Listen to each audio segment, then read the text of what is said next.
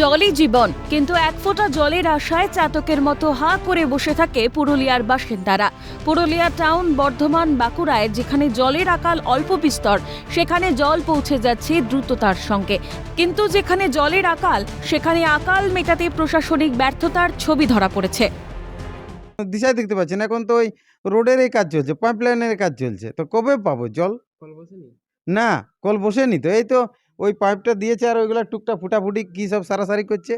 জল মিশনের আমরা সেদিন মিটিংও গিয়েছিলাম আমাদের এলাকায়, তো বলছে তাড়াতাড়ি হবে, কিন্তু কই এখনও তো আমরা সেই দিশা পাচ্ছি না। যেখানকার মানুষ জলের জন্য মরে যায় সেই এলাকাতে আগে জল পৌঁছানো, যেগুলোতে জলের বলে সেগুলোতেই মানে কাজ হচ্ছে, আর যেগুলা হবার কথা মানে প্রথমে সেগুলাই হচ্ছে না। আশায় দিয়ে আমরা আছি, চাতক পাখির মতন বসে আছি, কবে আসবে জল আর কবে আমরা কলের জল খাবো। সোমের পর মঙ্গল পার, পুরুলিয়া সফরের দ্বিতীয় দিনেও জল জীবন মিশন প্রকল্পের কাজ কত দূর এগিয়েছে তা খতিয়ে দেখতে ঝালদার পস্তাবেড়া গ্রামে পৌঁছয় কেন্দ্রীয় প্রতিনিধি দল।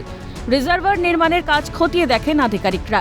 উপস্থিত ছিলেন জেলার জনস্বাস্থ্য কারিগরি দপ্তরের ইঞ্জিনিয়ার সনত অধিকারী। কেন্দ্রীয় প্রতিনিধি দল মূলত ঝালদা 1 নম্বর ও 2 নম্বর ব্লকের 2টি রিজার্ভারের কাজ খতিয়ে দেখে রিপোর্ট পেশের প্রস্তুতি নেন। আজকে ঝালদা 1 আর ঝালদা 2-তে দুটো রিজার্ভার সাইট দেখলেন নর্দার্ন সেক্টরের আন্ডারে। কি বললেন উনি? ঠিকঠাক, এখন কোনো কমেন্ট হয়নি। কজন এসেছিলেন কেন্দ্র থেকে? দুজন। তারা খুশি আছে?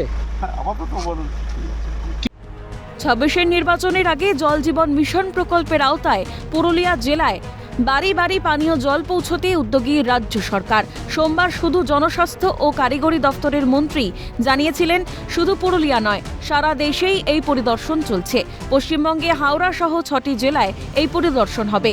কিন্তু তীব্র দাবদাহে পড়ন্ত পুরুলিয়ার জলের হাহাকারের ছবিটা আদৌ বিধানসভা ভোটের আগে বদলায় কিনা সেটাই দেখার। পুরুলিয়া থেকে দীপক রামের রিপোর্ট, ক্যালকাটা নিউজ।